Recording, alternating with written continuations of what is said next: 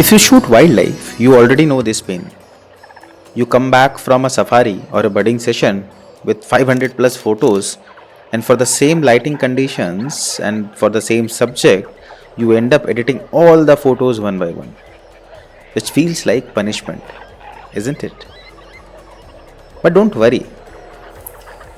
In Lightroom Classic, there are multiple ways to apply edits to several images at once.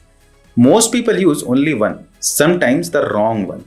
In this video, I'll show you 5 methods from basic to advanced, and more importantly, when to use which one based on real wildlife scenarios. By the end, you will easily cut your editing time by more than half. Hi, I am Abhisek Bagaria. I am a wildlife photographer, and a large part of my workflow depends on speed, consistency, and repeatability, especially after long days in the field. Let's jump straight into Lightroom Classic. As you can see, there are multiple photos which are for the same bird, almost same lighting conditions, similar composition. Yet, if I have to edit all 3 of them, because all 3 of them looks keeper to me, I have to edit everything from scratch each time. So let's dive into the method 1. Method 1 is the fastest and also one of the most dangerous if you are not careful. I have already edited this image. Now, if I have to edit this image in the similar settings or similar adjustments, I'll just come here, hit previous. Now you see, Lightroom copies everything from the previous photo. Exposure, color, mask, cropping, even the local adjustment. Let's try one more time. I'll hit previous and it takes all the adjustments, even the alignment and everything. This is perfect when the framing is similar. The subject distance has not changed and you want an almost identical editing. But here is the catch. Crop and masks can ruin an image if the subject position changes. Method 2 gives you precision. Let's take this example. Click copy and here is the dialog box where you will have all the options and where the experienced editing starts. For wildlife, I usually copy the basics, color grading, color mixer, details, lens correction and masking. That's it. I intentionally leave this crop settings. I'll show you why. I'll hit here copy. I'll hit the paste button in the next photo where I want to apply those settings. And you see, Lightroom has applied all the editings in this specific photo. This is ideal when the lighting is similar but the composition is slightly different. As you can see, the bird has changed posture a bit, because of which the composition has shifted. Hence, this method is effective, not the method 1. Because if you use the method 1, the cropping and everything that we have done in this image will be exactly replicated in the next edit as well. Method 3 is sync. And this is great when you are working with small group of images. Select multiple images which you want to edit.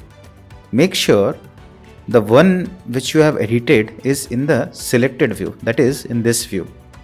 Now, if you hit this sync button, you will see the same dialog box that we saw on copy window. Here, whatever things you want to keep as per your taste, as per your interest, you can do it. I keep it almost similar to the copy, but this happens for multiple photos at once. For short bursts, similar frames or quick selections before detailed refinement, I click this. So the moment you click synchronize, you will see Lightroom Classic is editing all the settings or all the effects for all these images. It will have the similar tone, similar set adjustments for all of it. This is my favorite and also the one that can mess things up if you forget one thing. Select a range of images. Now turn on this auto sync button or toggle. From this point onwards, every single adjustment which we'll be doing here, exposure, contrast, even mask, everything will get implemented the entire group. This is extremely powerful and specifically for the real-time changes that you want to see. Very important that once you are done with all those adjustments, turn off this toggle. I have ruined entire folders by forgetting. This is where Lightroom really starts working for you. Over the time, you will notice patterns in your rating. For example, I often darken the edges of the images, which we call vigneting, to guide viewers' attention towards the subject. Even I often increase the vibrance and decrease the saturation, or maybe I play a lot with shadows, highlights, and even whites to bring out the thing. Instead of repeating this every time or using last four methods, because this is a pattern that I have been doing, so what you can do, you can go to this preset settings and add and create a new preset. Here you can name anything which you want to remember. For example, birds in low angle, right? And I can create different groups. For example, I want to create a group like birds.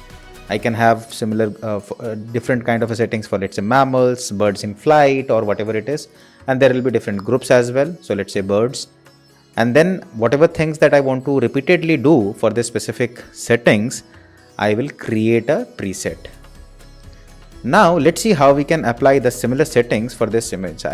Now you see there is a new category which called birds, and the moment I click here, it will automatically apply all the changes, even the masks and everything here. So this is a very interesting way where you can help yourself while creating these things or these presets. And usually I have a similar taste and I use it as like a basic editing for all the photos or most of the photos that I have. You can also view all these customization options which we just used and shortcuts from here, like copy settings, paste setting from previous, the same thing for previous, sync settings. This will get automatically enabled the moment you select more than one. You see that now sync setting is available, and so on. I strongly recommend learning a few shortcuts which just now you saw from here. It compounds over time. These 5 methods alone can save you hours, especially after long wildlife trips. You don't need to use all of them. You just need to use the right one at the right time. Let me know in the comments which method do you already use and which one was new for you. In the next video, I'll show you another interesting tip. See you there.